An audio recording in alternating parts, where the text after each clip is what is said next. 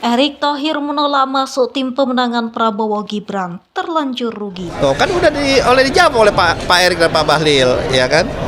Karena mereka adalah menteri aktif, ya. Apalagi Pak Erick 2 jabatan, ya kan? Menko, ad interim, Marves, dan juga Menteri BUMN. Kembali lagi, ini kan memang kalau semuanya ikut kampanye kan nanti yang ngurus negaranya sopo, Mas, Mbak, ya kan? Ya. Jadi kita harus bagi yang bekerja untuk kampanye adalah kami ini, dan yang harus juga tidak boleh semuanya mengurusin yang kampanye, tapi mereka mendukung kami, ya memberikan masukan, yaitu memang yang kami perlukan, seperti itu. Pengamat politik Ari Junaidi menilai penolakan Menteri Badan Usaha Milik Negara atau BUMN Erick Thohir bergabung dalam tim pemenangan bakal Capres Prabowo Subianto karena kecewa. Mendengarkan baik dari kader Partai Amanat Nasional yang ada di struktur jaringan partai, relawan, kemudian simpatisan, dan juga tentunya termasuk dari pendapat masukan masyarakat, para ahli dan tokoh-tokoh masyarakat. Karena itulah Partai Amanat Nasional masih yakin betul bahwa Erick Thohir ini adalah sosok yang paling tepat dan paling pas ya untuk melanjutkan estafet kepemimpinan yang sekarang sedang ada ya. Keberhasilan yang dicapai pada 2 periode terakhir ini itu sangat layak dan sangat pantas bisa dilanjutkan oleh pasangan Prabowo Subianto dan Erick Thohir. Nah, itu juga lah sebabnya mengapa Pak Erick Thohir tentu kita undang sebagai bagian dari penghormatan kepada beliau juga untuk hadir bersama-sama dengan kami dalam rangka merayakan 25 tahun Partai Amanat Nasional. Erick juga dinilai merasa rugi karena telah melakukan berbagai upaya buat menaikkan elektabilitas tetapi tak terpilih menjadi bakal cawapres. Kemudian dilihat dari sisi kekuatan kursi, Golkar juga lebih potensial karena bagaimanapun kursi Golkar lebih tinggi bahkan dibanding Gerindra. Tapi lagi-lagi kalau misalnya kita melihat survei-survei yang kredibel terakhir dari Kompas, itu juga menemukan elektabilitas Pak Erlangga sebagai cawapres itu juga kurang kompetitif. Nah, untuk faktor elektabilitas yang paling diuntungkan kalau pertimbangan semata-mata karena variabel ini adalah Erick Thohir. Jadi Erick Thohir yang dipromosikan oleh PAN itu elektabilitasnya sebagai cawapres di survei LSI, Poltreking, Indikator, bahkan Kompas masuk di 2 besar. Jadi ini yang kemudian membuat posisi Erick Thohir relatif kuat kalau pertimbangannya elektabilitas.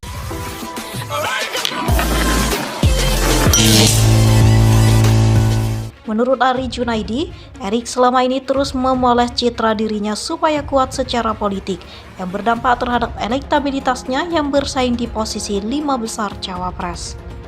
Akan tetapi, meski mengantongi elektabilitas yang mumpuni serta mempunyai modal yang cukup sebagai pengusaha, tak membuat Prabowo dan Koalisi Indonesia Maju menggayatnya sebagai cawapres.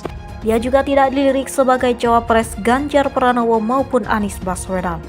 Dengan tidak menjadi cawapres saja, Erick sudah kehilangan sebagian aset kapital karena sudah melakukan konsolidasi politik melalui partai politik dan ormas, kata Ari saat dihubungi Minggu 5 November 2023, mengutip kompas.com.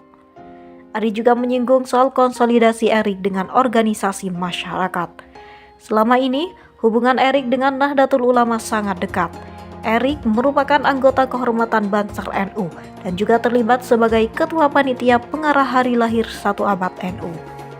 Selain itu, kiprah Erick sebagai Menteri BUMN dan Ketua Persatuan Sepak Bola Seluruh Indonesia atau PSSI juga dianggap mumpuni di mata Presiden Joko Widodo. Jauh sebelum proses pencalonan berjalan, Erick aktif melakukan promotion and branding politik melalui berbagai event yang dikemas sebagai kegiatan BUMN dan PSSI. Ucap Ari yang juga menjabat Direktur Lembaga Kajian Politik Nusakom Pratama. Meski mempunyai modal elektabilitas, mengantongi dukungan dari kalangan NU, serta memiliki modal kuat, Ari menilai wajar jika Erick memilih menyingkir karena kalah saingan dari putra Presiden Jokowi, Gibran Rakabuming Raka, yang justru mendampingi Prabowo sebagai bakal cawapres. Narasi yang menyebut Erick sudah mematikan mesin politik secara otomatis karena tersingkir dari bursa cawapresnya Prabowo.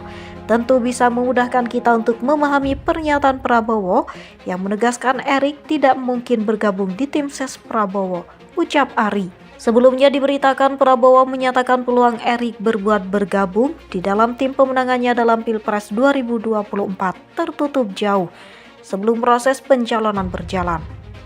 Erick aktif melakukan promotion and branding politik melalui berbagai event yang dikemas sebagai kegiatan BUMN dan PSSI, ucap Ari yang juga menjabat Direktur Lembaga Kajian Politik Nusakom Pratama. Meski mempunyai modal elektabilitas, mengantongi dukungan dari kalangan NU, serta memiliki modal kuat, Ari menilai wajar jika Erick memilih menyingkir karena kalah saing dari putra Presiden Jokowi, Gibran Raka Buming Raka, yang justru mendampingi Prabowo sebagai bakal cawapres. Narasi yang menyebut Erick sudah mematikan mesin politik secara otomatis karena tersingkir dari bursa cawapresnya Prabowo tentu bisa memudahkan kita untuk memahami pernyataan Prabowo yang menegaskan Erick tidak mungkin bergabung di tim ses Prabowo, ucap Ari. Sebelumnya diberitakan Prabowo menyatakan peluang Erick buat bergabung di dalam tim pemenangannya dalam Pilpres 2024 tertutup. Yang menyinggung jabatan Erick sebagai menteri sebagai hambatan. Beliau kan menteri, jadi tugas beliau mungkin begitu, kata Prabowo setelah menghadiri deklarasi dukungan dari Induk Koperasi Unit Desa atau KUD di Jakarta Sabtu 4 November 2023. Namun demikian, ia meyakini Erick tetap akan mendukungnya sebagai bakal capres. Jadi mungkin tidak boleh aktif di pemenangan, tapi kan sudah ada statement di depan pers. Mungkin di depan Anda semua, beliau menyatakan dukung saya, tambah Menteri Pertahanan itu. Sebelumnya sempat beredar kabar bahwa Erick Thohir dan Menteri Keuangan Sri Mulyani bakal bergabung dengan tim pemenangan nasional TPN Ganjar Pranowo Mahfud MD. Namun kabar itu dibantah Ketua Tim Pemenangan Nasional TPN Ganjar Pranowo Mahfud MD, Arsyad Rashid. Itu masih isu ya, hahaha. Ujar Arsyad seraya tertawa saat menjawab pertanyaan soal kabar bergabungnya Sri Mulyani ketika ditemui di gedung High End, Jakarta Pusat Rabu. Kendati demikian, Arsyad mengaku bahwa pihaknya tetap terbuka jika tokoh-tokoh nasional ingin bergabung dalam barisan pendukung Ganjar Mahfud.